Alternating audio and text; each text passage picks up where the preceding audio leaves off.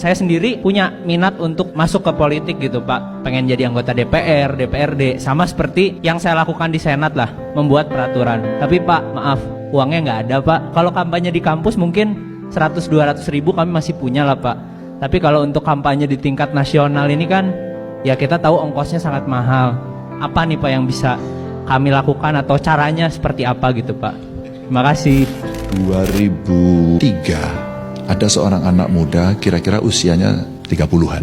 Dia belum mapan sama sekali dari soal uang. Tiba-tiba dia disuruh masuk caleg DPR RI lagi. Dan anak itu dapat nomor urut 3. Dia nggak punya duit. Dia sudah berusaha keras tapi tidak terpilih. Karena yang terpilih hanya 2. Lalu yang kedua ini jadi duta besar. Maka anak ini yang dilantik menjadi anggota dewan.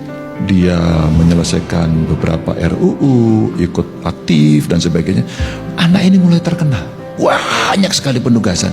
Sampai akhirnya dia masuk pada pemilihan yang kedua. Dia ikut lagi. Dia sudah dapat nomor lebih baik. Nomor 1 dia. Periode pertama dia nggak punya uang.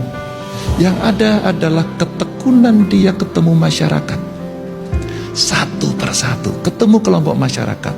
Siap untuk berdiskusi. Siap untuk mendengarkan. Siap untuk mendapatkan masukan. Dan dia belajar betul. Anak itu namanya Ganjar Pranowo.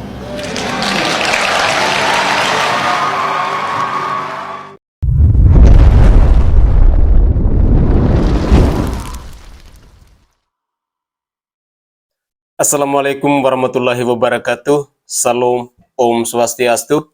Namo Buddhaya, salam kebajikan dan salam sejahtera untuk kita semua. Saudaraku sebangsa dan setanah air. Tentu kita harus punya fondasi yang kuat jika kita mau mendukung seseorang. Kita harus benar-benar mempelajari karakternya. Kita harus benar-benar mempelajari rekam jejaknya. Misalnya saya mau mendukung Ganjar Pranowo. Hal yang saya lakukan tentunya saya harus mempelajari semua rekam jejak masa lalu dari seorang Ganjar Pranowo ini.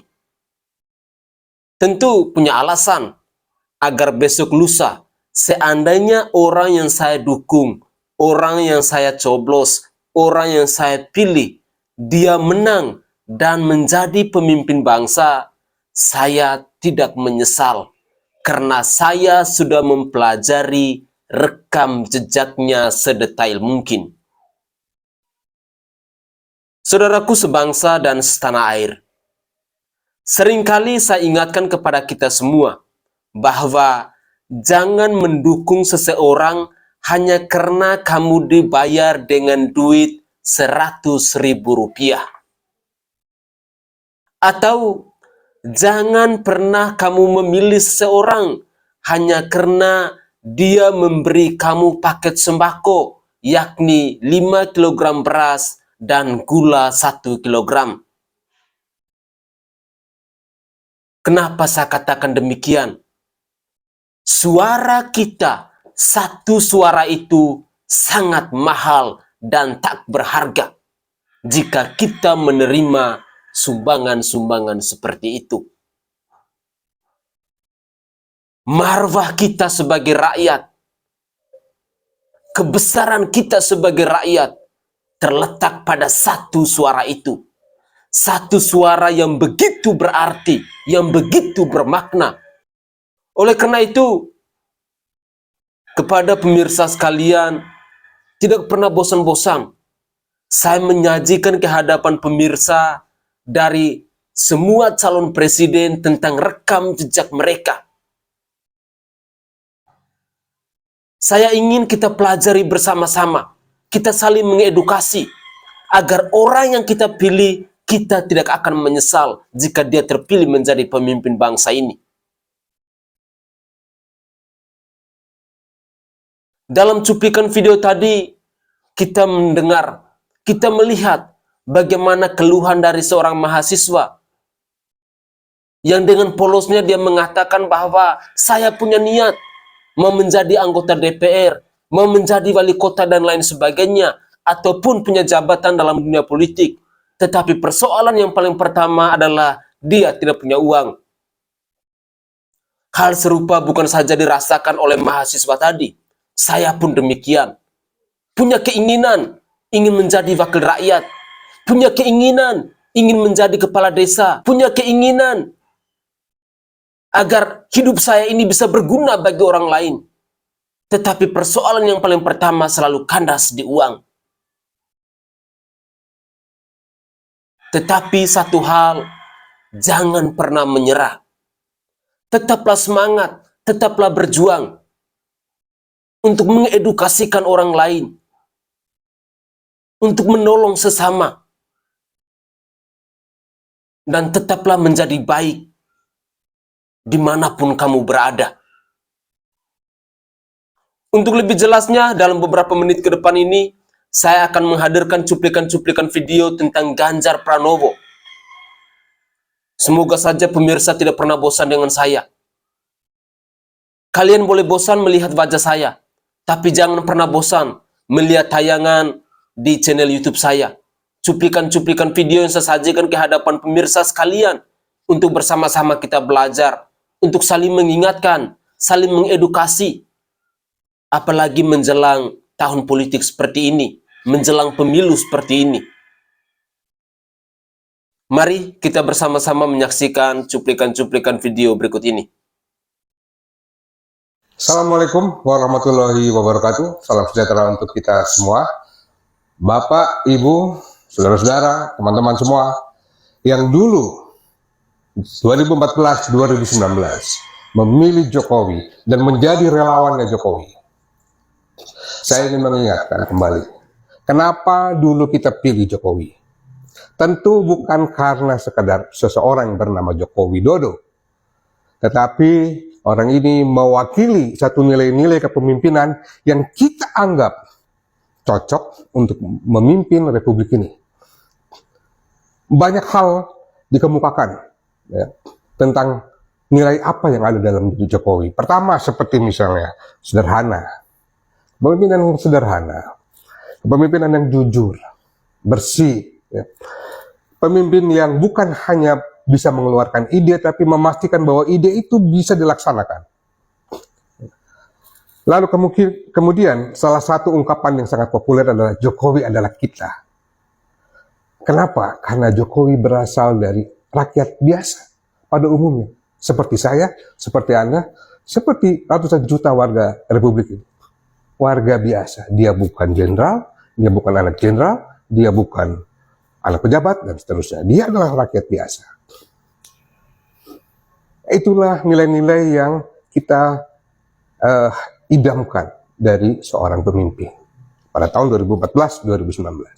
Bahwa hari ini banyak elit pimpinan, relawan, yang tidak lagi mempertimbangkan nilai-nilai itu, tapi lebih mempertimbangkan survei, mempertimbangkan kemenangan, mempertimbangkan bagaimana posisi saya setelah pemilu. Mereka mempraktikkan politik yang oportunis. Oleh karena itu saya mengingatkan kembali pada seluruh pemilih Jokowi, pendukung Jokowi dimanapun berada, kita kembali ke akar kita. Kenapa kita ada dulu? Satu barisan, satu rampak, satu langkah semua berbaris untuk memilih Joko Widodo. Karena nilai-nilai itu. Dan kita tahu persis bahwa nilai-nilai itu tidak ada di lawannya Jokowi. Nilai-nilai itu hanya direpresentasikan oleh Jokowi. Kita kembali kepada nilai-nilai tadi. Kembali kepada sikap politik kita. Nah, hari ini pemimpin yang sederhana, pemimpin yang rakyat biasa, pemimpin yang bukan cuma punya ide, tapi juga man of action, memastikan bahwa idenya bisa dilaksanakan. Pemimpin yang bersih, jujur, tidak korupsi, ada di Ganjar Pranowo. Jadi jangan ragu, kita pilih Ganjar, karena kita kembali kepada nilai-nilai kita dahulu. Kita memilih Ganjar karena sikap kita, bukan karena telunjuk siapa-siapa. Terima kasih. Wallahu muwaffiq ila aqwamit thoriq. Assalamualaikum warahmatullahi wabarakatuh. Salam sejahtera untuk kita semua. Merdeka! Kira-kira bagaimana nanti kalau Bapak ya nanti menjadi presiden ya, kebijakan apa yang bisa ya kalau mempercepat agak susah tapi paling nggak langkah yang real berkelanjutan untuk mengurangi gap ini Pak, kesenjangan yang pertama. Kalau satu keluarga miskin, kita afirmasi harus ada satu sarjana. Setuju nggak? Kemiskinan dan kesenjangan soal prioritas menurut saya. Ternyata dari keluarga yang tidak mampu rata-rata, kalau dia pendidikannya bagus, relatif ekonominya bagus loh. Sekolahnya mesti gratis. Terus kemudian soal problem kesehatannya mesti dibereskan. Angka kelahiran, angka kematian ibu melahirkan, angka kematian balita sehat dulu. Maka begitu dia sekolah, nggak ada stunting semuanya, pendidikannya bagus. Pendidikan menjadi sesuatu yang penting untuk melakukan perubahan besar. Itu kemiskinan. Ya sudah kita gedein anggarannya. Ya sudah kita prioritaskan pada pendidikan. Dan kita punya LPDP loh Pak, hampir 200 triliun loh. Ini mesti berjalan. Di tengahnya bukan tanpa masalah, ada masalah. Kalau mau melayani nggak berintegritas, maka disogok kan. Anti korupsi mesti jalan. Tapi nggak bisa kan Pak, hanya dengan penegakan, maka dengan pencegahan. 35 bupati wali kota saya minta duduk satu meja, saya undang KPK dan harus ada pendidikan anti korupsi sejak mereka belajar sebagai siswa. Pencegahan.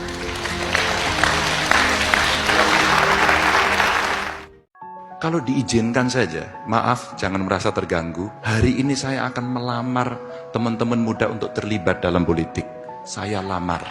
Kalau kepingin terlibat dan merasakan, dan ini menurut saya learning by doing, yang menurut saya cepat kita tahu, maka lamaran saya ini kalau Anda tertarik, silakan. Tanpa bermaksud ada interest politik, saya sebenarnya ingin memberikan edukasi juga.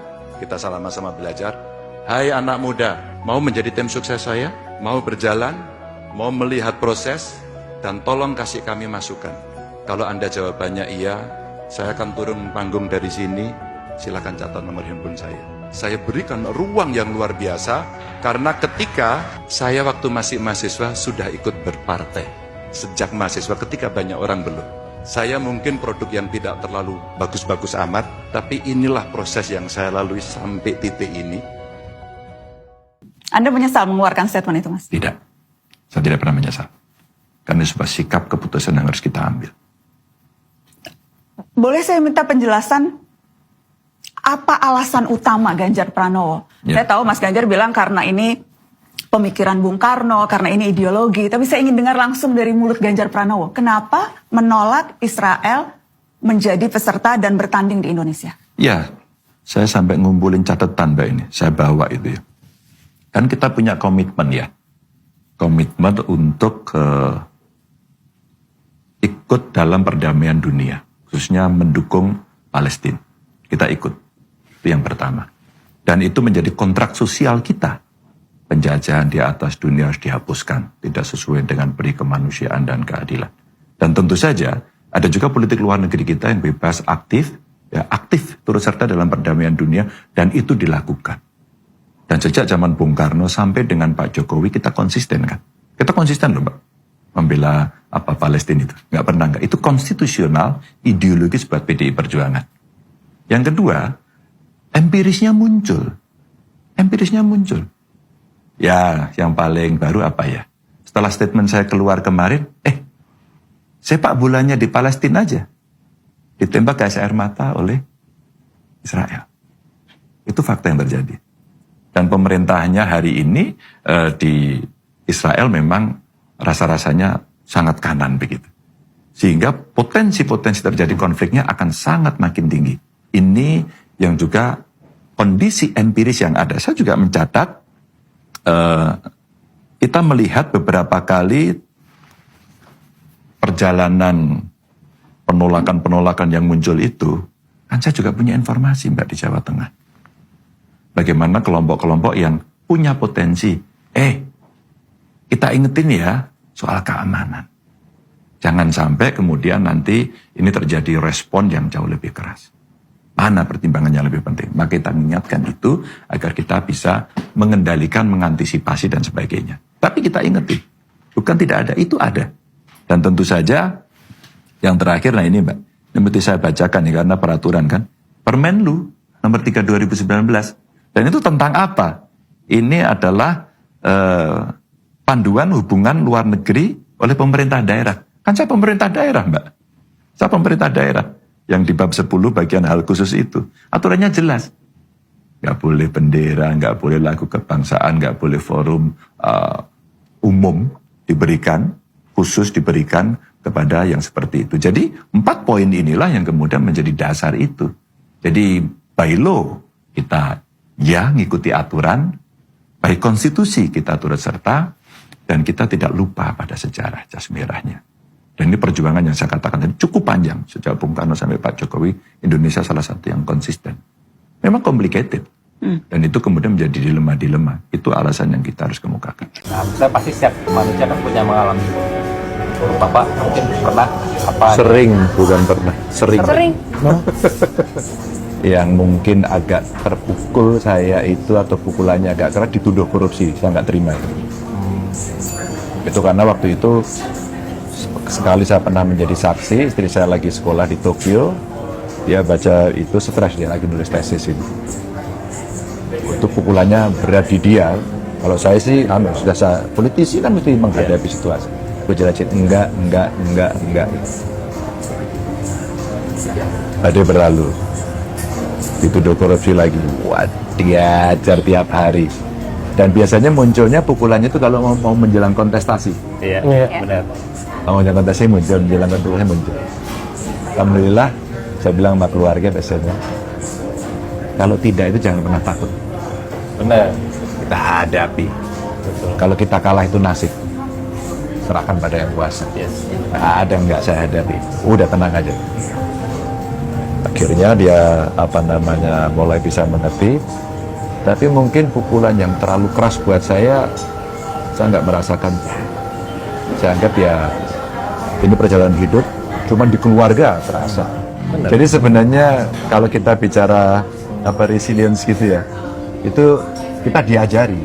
Iya benar. Jangan cengeng.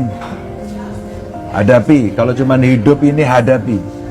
Kita itu cengeng kalau urusan agak milih itu urusan ingat bapak ibu. Iya.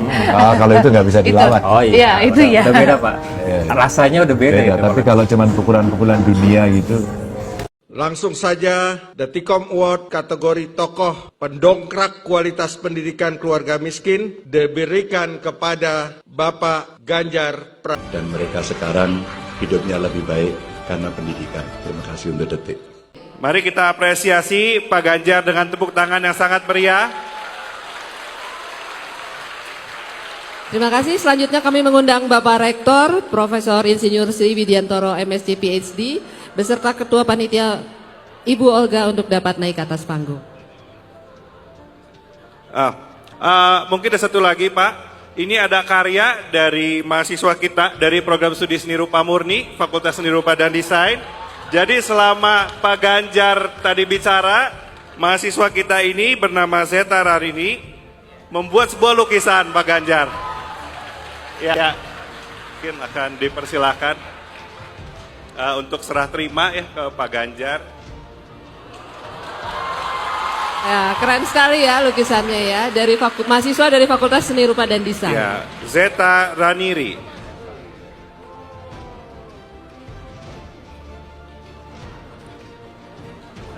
Ya, kita berikan aplaus sekali lagi.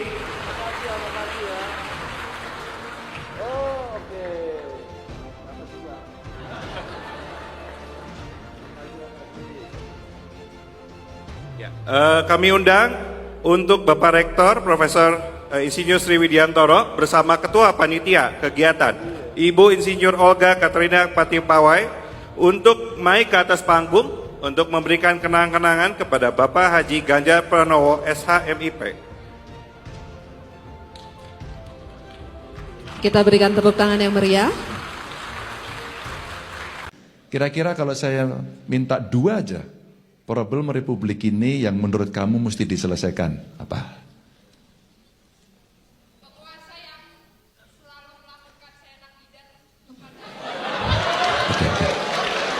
Oke. Ini bahasanya saya suka, Pak. Ini saya bahasa paling suka, anak muda banget. Penguasa seenak jidat. Oke. Penutupan tempat ibadah.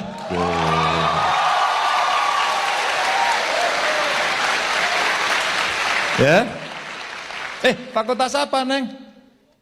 Oh, pas sama juga. Saya juga pernah kok sekolah itu. Udah pas ini, Pak. Penguasa seenak jidat. Intonasinya nggak gitu ya tadi. Yang kedua, soal kebebasan beribadah. Wah, keren ini. Ini contoh bagaimana anak muda sekarang memikirkan bangsanya dengan narasi dan kalimatnya.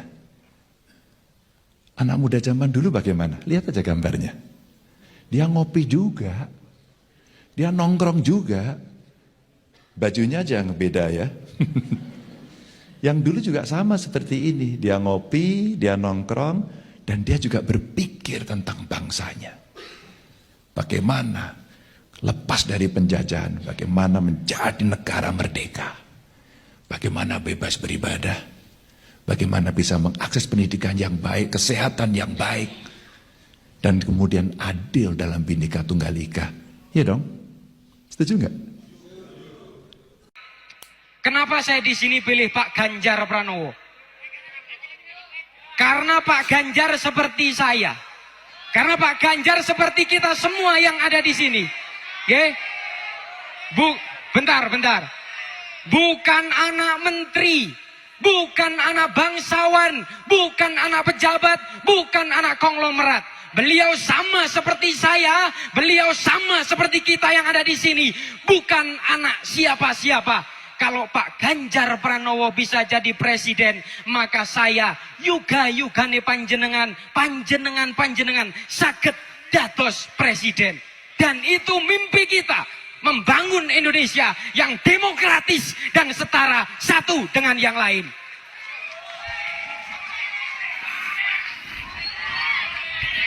Baik. Di Indonesia banyak money politics, transaksional dan sebagainya. Karena tidak menerapkan filsafat Pancasila. Tidak menerapkan filsafat Pancasila. Sebab itu sebaiknya filsafat Pancasila itu diterapkan. Nah memang itu aturannya. Kan semuanya berdasar Pancasila. Aturannya juga sudah berdasar Pancasila. Misalnya harus demokrasi itu sudah Pancasila. Itu harus tertib hukum itu sudah Pancasila. Bahwa di permainan orang moralnya rusak. Nah itu nanti kuliahnya lebih lama lagi itu. Ketaatan terhadap aturan itu kan ada dua. Satu taat pada aturan hukum yang tertulis dipaksakan oleh negara. Dua taat pada yang non hukum, itulah moral, itulah budaya, itulah etika. Ini ndak ada aturannya ini yang rusak ini. Yang rusak ini sekarang moral dan etikanya, aturannya udah kalau mau diterapkan udah Pancasila itu. Tapi moral dan etikanya ini masih banyak yang melanggar dari falsafah Pancasila itu tadi. Oleh sebab itu bagus kalau kita mari bertekad laksanakan Pancasila ini sesuai dengan filosofinya. Tetapi tidak benar juga kalau Anda katakan Pancasila itu Jawa sentris. Kata siapa? Bung Karno itu ketika berpidato katanya idenya justru masyarakat DND Flores. Betul beliau orang Jawa, tapi dia juga punya darah Bali. Lalu anggota BPOPK itu ada yang Islam, ada yang dari Bali, ada Hindu, ada Aceh, dari mana kumpul di situ. Kenapa disebut Jawa sentris? Itu kan kesepakatan bersama. Sehingga muncul rumusan yang disepakati, bukan rumusan yang kalimatnya asli seperti Bung Karno, substansinya diambil lalu dimerumuskan bersama-sama. Kenapa disebut Jawa sentris? Enggak, itu Indonesia itu. Kalau definisinya Pancasila itu adalah nilai-nilai budaya bangsa yang diangkat menjadi ideologi negara dari seluruh tanah air. Misalnya seluruh bangsa ini dimanapun di Indonesia percaya, beriman kepada Tuhan yang manusia, punya sifat kemanusiaan dan gotong royong, selalu ingin bersatu, saling membantu, musyawarah. Itu kan rakyat kita sejak dulu, cuma belum dilembagakan seperti sekarang. Keadilan sosial, saling menolong dan sebenarnya. Itu makanya disebut ini bukan Jawa, ini Indonesia. Itu yang dipidatukan oleh Bung Karno pada tahun 62 di PBB. Jadi Pancasila itu sudah cocok, sudah diuji oleh berbagai peristiwa. Satu, diuji melalui pemberontakan, selalu muncul Pancasila yang menang. Dua, diuji melalui pemilu, konstitusi, muncul lagi Pancasila. Kenapa kita mempersoalkan ini lagi? Benar itu dosen saudara yang mengatakan cobalah filsafat Pancasila itu diturunkan ke dalam kehidupan sehari-hari. Karena dia bukan Jawa sentris, tapi itu adalah jiwa dan budaya Nusantara yang sudah berakar sejak ribuan tahun yang lalu. Assalamualaikum warahmatullahi wabarakatuh. Salam Om Swastiastu, Namo Buddhaya, salam kebajikan dan salam sejahtera untuk kita semua. Saudaraku sebangsa dan setanah air, Tak pernah bosan, mungkin ke depan saya akan lebih memperbanyak menyajikan ke hadapan pemirsa tentang cuplikan-cuplikan video dari Ganjar Pranowo. Saya ingin di suatu hari nanti kita tidak menyesal jika memang saat ini kita mendukung Ganjar Pranowo. Saya ingin agar kita semua bisa belajar bersama-sama, rekam jejak, prestasi, ataupun apapun itu yang berhubungan dengan Ganjar Pranowo. Sekali lagi, mari kita jangan menjadi antipatik dari politik. Tetapi marilah kita terlibat aktif dalam dunia politik, apalagi menjelang pemilu. Kita rakyat Indonesia punya tugas dan tanggung jawab, yakni kita harus mampu untuk menyeleksi siapa sih calon presiden yang tepat, calon presiden yang mampu, calon presiden yang layak untuk memimpin negara sebesar Indonesia ini, untuk mengayomi bumi Nusantara ini. Negara kita ini terlalu besar, sehingga kita harus mencari pemimpin yang punya jiwa besar, yang punya nyali besar, yang punya tanggung jawab yang besar.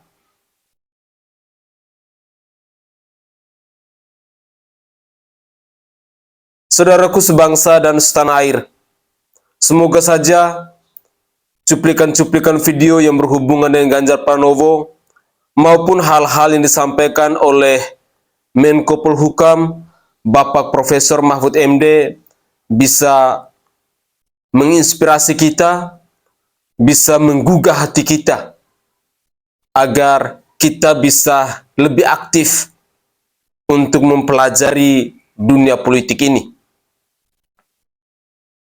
Di akhir video, saya minta dukungannya dari pemirsa sekalian untuk jangan pernah bosan-bosan membagikan video saya di media sosial kalian, agar informasi-informasi yang berhubungan dengan Ganjar Pranowo, Anies Rashid Baswedan, maupun Prabowo Subianto bisa diketahui juga oleh sanak saudara dan keluarga kita. Sekali lagi, mohon dukungannya agar channel ini tetap berkembang dan makin maju untuk kedepannya. Saya Sainai dari Provinsi Nusa Tenggara Timur. Saatnya kita yang rakyat jelata harus berani untuk bersuara. Salam hormat, salam NKRI, dan salam Pancasila untuk kita semua. Tetaplah semangat dan jangan pernah menyerah.